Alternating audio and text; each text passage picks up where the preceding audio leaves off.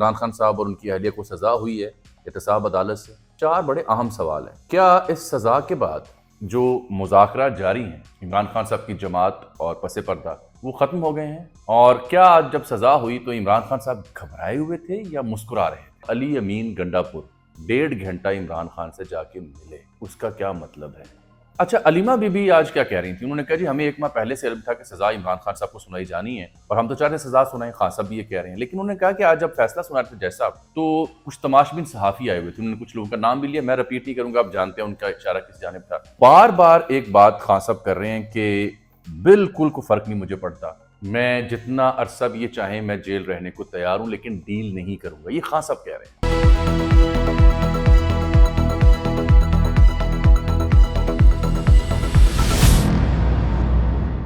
السلام علیکم پائن، 17 جنوری بروز جمعہ 2025 جب یہ فقیر آپ سے مخاطب، یہ میرا یوٹیوب چینل ہے اجمل جامی آفیشیل، جی آئے محبت آئے تو سبسکرائب کر لیں، ٹیلی والا بٹن بھی دبا لیں۔ بڑا اہم دن آج جمعے کے دن عمران خان صاحب اور ان کی اہلیہ کو سزا ہوئی ہے احتساب عدالت سے۔ سزا کی ڈیٹیل میں اپنے پچھلے ویلاگ دوپہر میں بیان کر چکا ہوں، لیکن 4 بڑے اہم سوال ہیں۔ کیا اس سزا کے بعد جو مذاکرات جاری ہیں عمران خان صاحب کی جماعت اور پس پردہ وہ ختم ہو گئے ہیں؟ اور کیا آج جب سزا ہوئی تو عمران خان صاحب گھبرائے ہوئے تھے یا مسکرا رہے تھے؟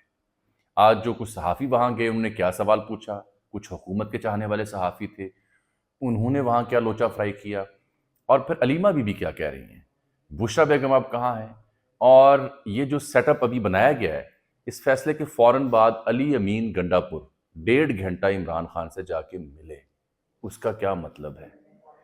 اور تیسری سب سے اہم بات جو میں نے کرنی ہے وہ شاہد خاقان عباسی ان کی جماعت سے جا کے محمود خان اچکزئی، عمر ایوب، اپوزیشن الائنس سارا جا کے ملا ہے، انہیں دعوت دی ہے کہ آپ جو اپوزیشن کا الائنس ہے آئین پاکستان کی بحالی کے لیے اس کا حصہ بنیں۔ آئیے شروع کرتے ہیں۔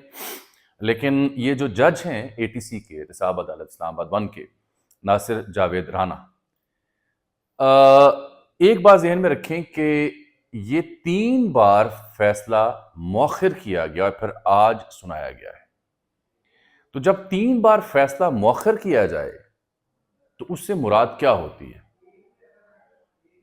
فیصلہ 3 بار مؤخر ہونے سے کئی سوالات جنم لیتے ہیں۔ کیا پس پردہ کو معاملہ چل رہا تھا؟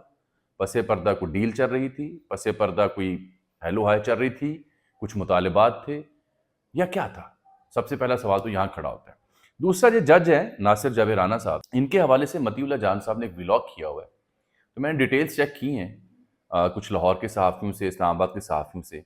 یہ بات فیکٹ ہے کہ ناصر جاوید رانا صاحب 2004 میں، جنہوں نے عمران خان صاحب کو 14 سال قید سنائی ہے، 7 سال بشریٰ بیگم کو سنائی ہے القادر ٹرسٹ کیس میں، یہ 190 ملین پاؤنڈ کیس میں۔ ناصر جاوید رانا صاحب 2004 میں جو اینول رپورٹ شائع ہوئی سپریم کورٹ میں، اس میں ان کے حوالے سے لکھا گیا ہے کہ ان کے اندر strong tendency of committing mischief, absolutely unfit for judicial service, اس ان کے بارے میں لکھا گیا تھا کہ یہ ایبسولوٹلی انفٹ ہیں جوڈیشل سروس کے لیے، اور یہ جو فیصلہ دیتے ہیں اس میں مائنڈ اپلائی نہیں کرتے۔ یہ میں نہیں کہہ رہا، پیراگراف جو لکھے گئے ان کے بارے میں وہ پڑھ کے سنا رہا ہوں، اور یہ مس کنڈکٹ کرتے ہیں ڈیلیبریٹلی، جان بوجھ کر، اور انہوں نے ایک انلیگل آرڈر پاس کیا۔ وہ آرڈر کیا تھا؟ یہ کہانی ہے ایک جو وکیل تھے خیری صاحب، ان کے حوالے سے یہ کہانی ہے کہ ان کو 2004 میں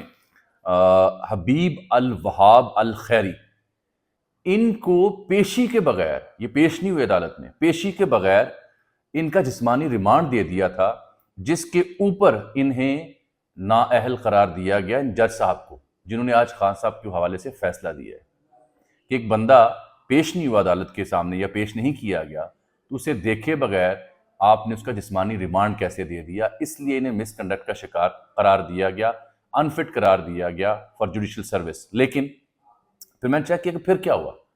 اگر سپریم کورٹ نے ان کے بارے میں یہ رائے رکھی ہوئی ہے تو پھر یہ صاحب آج کیسے سرو کر رہے ہیں؟ تو پھر میں نے لاہور رابطہ کیا صحافیوں سے اور لاہور ہائی کورٹ سے، تو معلوم ہوا کہ لاہور ہائی کورٹ میں افتخار چوہدری صاحب جب ہوتے تھے تو انہوں نے پھر انہیں بری الذمہ قرار دیا تھا۔ افتخار چوہدری پھر انہیں برگئی ہوئے گا اور کی ہوئے گا، انہوں نے بری الذمہ قرار دیا، اس لیے سروس انہوں نے جاری رکھی۔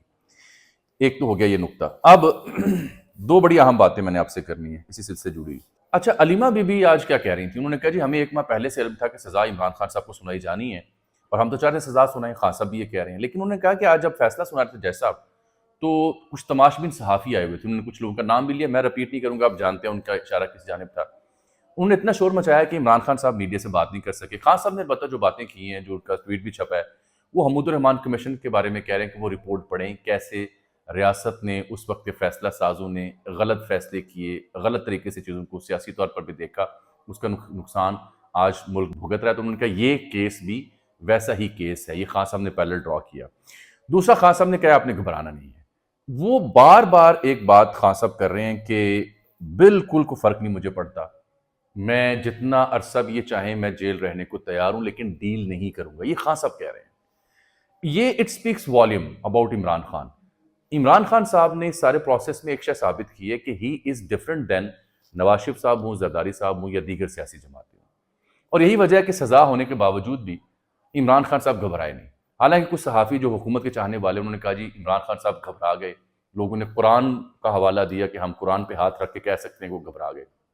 میں نے وہاں ایک سے زائد کم از کم 4-5 ذمہ دار صحافیوں کو فون کیا, پوچھا کہ یار خان صاحب گھبرا گئے. کیونکہ میں جتنا عرصہ ان کو میں نے کور کیا ہے, نواز شریف صاحب کو بھی کیا ہے, بلاول کو بھی کیا ہے, زرداری کو بھی کیا ہے, اول تو میری رائے ہے کہ سیاستدان فیصلوں سے گھبراتا نہیں ہوتا, اور بالخصوص عمران خان سوال ہی نہیں پیدا ہوتا. تو سب نے کہا نہیں جی بالکل نہیں گھبرائے, مسکرا رہے تھے وہ. اچھا, اس کے بعد ایک سینئر صحافی نے ان سے کلمہ طیبہ کا پہلا حصہ پڑھا اور کہا کہ آپ دوسرا حصہ نہیں پڑھتے. ان صحافی نے کہا انہوں نے نہیں پڑھا. انہوں نے کہا جی کہ کیا سوال آپ نے پوچھا ہے؟ پی ٹی آئی کچھ چاہنے والے کہتے ہیں, انہوں نے فوراً جواب دیا کہ لا الہ الا اللہ محمد رسول اللہ. اب یہ بات میں اس لیے کر رہا ہوں کہ آپ اندازہ کریں ہم کہاں پہنچ گئے ہیں, کس قسم کی بحث میں ہیں. کسی شخص کی کلمے پہ ایمان, کسی شخص کے مسلمان نہ ہونے, ان باتوں میں ہم الجھے ہوئے ہیں. بات ہمیں یہ کرنی چاہیے کہ یہ فیصلہ جو ہوا یہ میرٹ پہ ہوا ہے. یہ کیس تھا کیا اس کی وجہ سے مذاکرات خراب ہوں گے, کیا سیاسی استحکام خراب ہوگا, یہ بات نہیں کرنی. لوچے فرائی کرنے ہیں اپنی اپنی مرضی کے لیے, وقت کے لیے, آج کے لیے, کل کے لیے, کہ ہم نے جھنڈا گاڑنا ہے اپنا عمران کی محبت میں یا عمران کی نفرت میں. یعنی عمران کے علاوہ اور کوئی موضوع نہیں ہے ہمارے دانشوروں کے پاس, صحافیوں کے پاس. آپ اس سے اندازہ کریں, اور بالخصوص یا عمران کی تعریف میں یا عمران کی مخالفت میں. اس سے آپ اندازہ لگائیں کہ عمران کتنا ضروری بن چکا ہے اس ملک کے لیے. یہ کتنی بڑی حقیقت ہے کہ سرکاری صحافیوں کو بھی وہاں جا کے بات اگر کرنی پڑی تو کیس پہ نہیں کی, عمران پہ کی ہے. بہرحال اب اہم جو نقطہ تھا وہ یہ ہے, جو لوگ آج فیصلے کے بعد یہ سمجھ رہے ہیں کہ لو جی مذاکرات تو وڑ گئے, عمران خان مائنس ہو گیا. نہیں صاحب, اس فیصلے کے فوراً بعد علی امین گنڈا پور پروٹوکول کے ساتھ اسکواڈ کے ساتھ اڈیالہ جیل پہنچے ہیں. 1.5 گھنٹہ ان کی ملاقات ہوئی ہے عمران خان سے, اور باہر آ کے انہوں نے کوئی گفتگو تاحال نہیں کی. تو اگر فیصلے کے فوراً بعد علی امین گنڈا پور کو اندر جانے دیا گیا ہے تو یہ عمران خان کو مائنس کرنے کا ثبوت ہے یا عمران خان ریلیونٹ ہے اس کا ثبوت ہے؟ آپ کامن سینس سے خود سوچیں. اور عمران خان ہوں یا بیرسٹر گوہر ہوں, دونوں کہہ رہے ہیں کہ مذاکرات پہ کوئی اثر نہیں پڑے گا. ہاں, یہ کہا جا رہا ہے کہ ہم نے جو چارٹر آف ڈیمانڈ دیا ہے اس کے اوپر اگر کمیشن نہ بنا 9 اور 26 کے اوپر 7 دنوں کے اندر, تو پھر مذاکرات ختم ہو جائیں گے. فی الحال مذاکرات جاری ہیں. اور اس سزا سے پہلے بیرسٹر گوہر کی آرمی چیف سے ملاقات ہو, جس پہ میں ویلاگ کر چکا ہوں, علی امین گنڈا پور کی ملاقات ہو, یہ کیا بہت بڑی ڈیولپمنٹ نہیں تھی؟ کیونکہ یہ رجیم تو خان صاحب یا ان کے کسی چاہنے والے سے ملتی نہیں تھی. یہ بہت بڑی ڈیولپمنٹ ہے. کچھ لوگ اسے ٹرمپ سے جوڑتے ہیں, کچھ لوگ اسے اندرون خانہ حالات سے جوڑتے ہیں, but fact of the matter is کہ عمران خان از اے ریئلٹی جس کو اگنور کیے بغیر سیاسی استحکام نہیں آ سکتا. خان صاحب کو اس فیصلے سے کوئی اثر نہیں پڑے گا. آپ سے میرے 2 سوال ہیں. کیا اس فیصلے کے بعد آپ کو لگتا ہے کہ عمران خان صاحب کرپٹ ہیں؟ میں نے لوگوں کے کمنٹس پڑھے ہیں, میں جانتا ہوں اس کا جواب کیا ہے. کیا آپ کو لگتا ہے کہ عمران کو اگنور کیا جا سکتا ہے؟ سوال ہی نہیں پیدا ہوتا. کیا آپ کو لگتا ہے کہ یہ فیصلہ عمران خان کو توڑ دے گا؟ سوال ہی نہیں پیدا ہوتا. خان کو صرف ایک بات کا آج افسوس ہوا ہے کہ میری بیگم جو ہیں وہ گھریلو خاتون ہے, ان کو آپ نے خامخواہ رگڑ دیا ہے. وہ اڈیالہ میں انہیں منتقل کر دیا گیا ہے. ان کی ہمشیرہ بتا رہی تھیں کہ وہ رات کو ہی تیاری کر کے اپنی والدہ سے بات کر کے سامان لے کے جیل گئی تھیں. انہیں معلوم تھا کہ وہ گرفتار ہوں گی. خواتین کی بیرکس میں انہیں منتقل کر دیا گیا, کمبر رضائی اور دیگر چیزیں انہیں دے دی گئی ہیں. بشرا بیگم پہ لاکھ اختلاف ہو, سیاسی غیر سیاسی, لیکن ایک بات فیکٹ ہے کہ بشرا بیگم نے سو فار عمران خان صاحب کے ساتھ وفا نبھائی ہے. جیل بھی کاٹی ہے, باہر آئیں تو جلسہ لیڈ کیا, اب دوبارہ سزا ہوئی تو جیل کے اندر گئی ہیں۔ یہ تو ایک اپنی جگہ ایک فیکٹ ہے جو ہمیں ماننا پڑے گا۔ خان کی صحت پہ اس سے کوئی فرق نہیں پڑے گا۔ اسلام آباد ہائی کورٹ وہ اپیل کریں گے، اور ابھی سے اعظم نذیر تارڑ نے کہنا شروع کر دیا کہ ہمیں امید ہے کہ جو اپیل لگے گی یہ نمبر پر لگے گی، کہ یعنی اسے پرائرٹی پہ نہیں لیا جائے گا، جب باری آئے گی تب لگے گی، تب تک یہ فیصلہ صادر رہے گا۔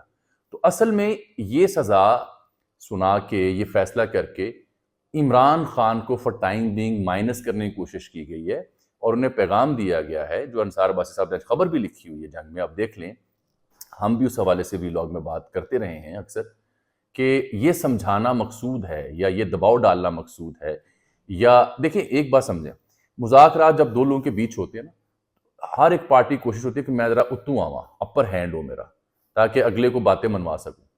ابھی جو جنگ جاری ہے وہ اس بات کی نہیں ہے کہ مذاکرات نہیں کرنے، ابھی جنگ اس بات کی ہے کہ اپر ہینڈ کس کا ہے۔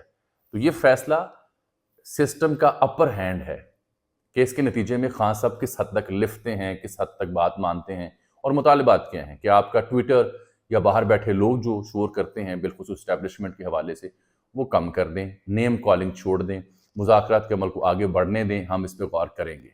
بین الاقوامی دباؤ بھی اپنی جگہ ہے، مقامی بھی ہے، پولیٹیکل انسٹیبلٹی بھی اپنی جگہ ہے، لیکن فیکٹ آف دی میٹر یہی ہے کہ مذاکرات چلیں گے ابھی، اور اس سزا کے بعد اپر ہینڈ لینے کی کوشش کی ہے سسٹم نے، نظام نے، دیٹس اٹ۔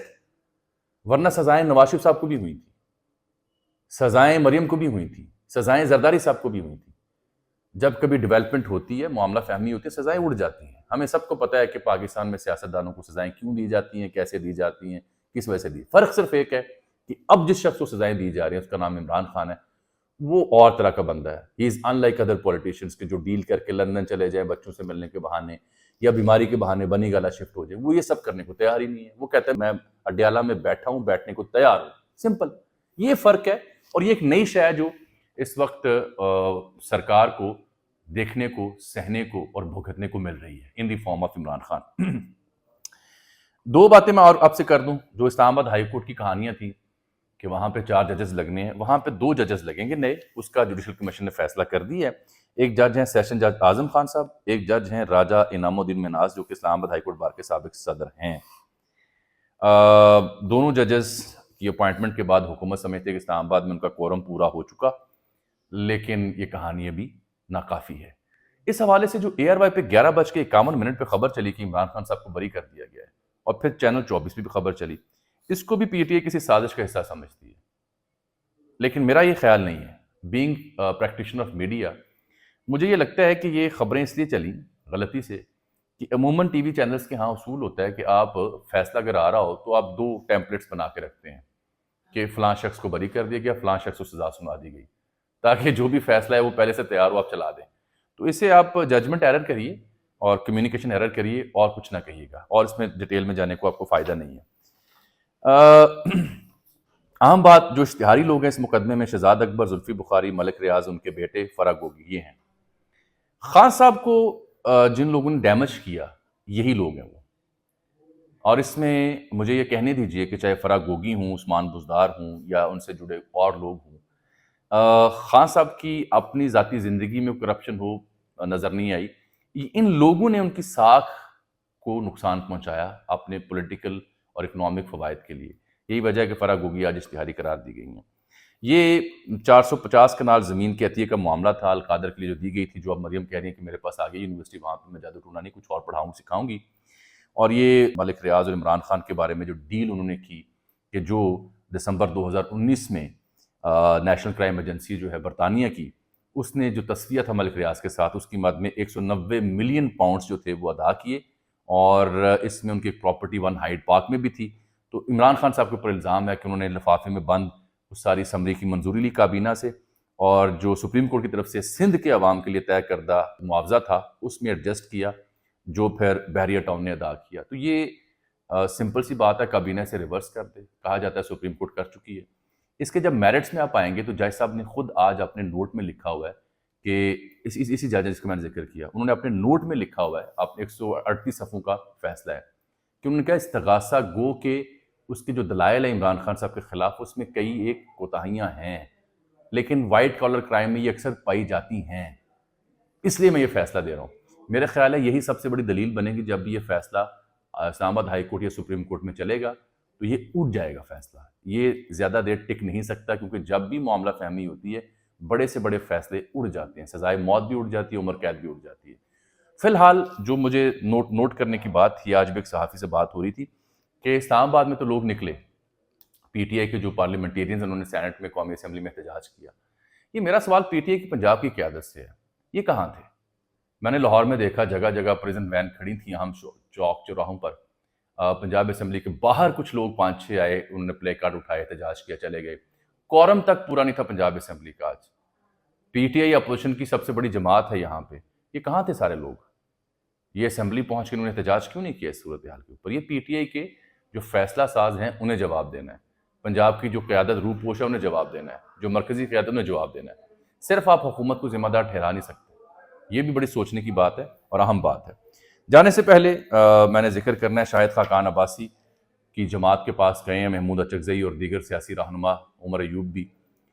مجھے اطلاع ملی ہے کہ آج پہلی بار اچکزئی صاحب کو امپاور کیا گیا اور ان کے پاس بھیجا گیا کہ شاہد خاقان عباسی ہوں، مفتاح ہوں، مہتاب عباسی ہوں، ان کی جماعت کو آن بورڈ کیا جائے تحریک تحفظ آئین پاکستان کے پلیٹ فارم پر. میری بات ہوئی کچھ لوگوں سے جو شاہد خاقان کی پارٹی کے ہیں، انہوں نے کہا جی کہ بالکل ہم اگر ان کے ساتھ ملتے ہیں تو ہمارا پولیٹیکل تشخص زیادہ اجاگر ہوگا، لیکن ہمیں کسی گرین سگنل کا انتظار ہے، وہ لینے دیجئے، پھر ہم فیصلہ کریں گے کہ ہم نے کس جانب اڑان بھرنی ہے. البتہ شاہد خاقان کی اس ملاقات کے جو ویژولز نون لیگی حلقوں میں گئے، وہ دیکھ کر پرانے نون لیگی خاصے پریشان ہوئے کہ یہ تو کبھی ہمارا حصہ ہوا کرتے تھے. ان کے لیے سوال یہ ہے کہ اگر آپ کا حصہ تھے تو آپ نے انہیں جدا کیوں ہونے دیا؟ فی الحال مذاکرات ختم نہیں ہو رہے، فی الحال عمران نہیں گھبرایا، فی الحال عوام اسے کرپٹ ماننے کو تیار نہیں، فی الحال عمران کی حقیقت کو ماننا سسٹم اور حکومت کے لیے مجبوری ہے، اور میں اپنی بات پہ اور رائے پہ قائم ہوں. مجھے اجازت دیجیے، اللہ حافظ.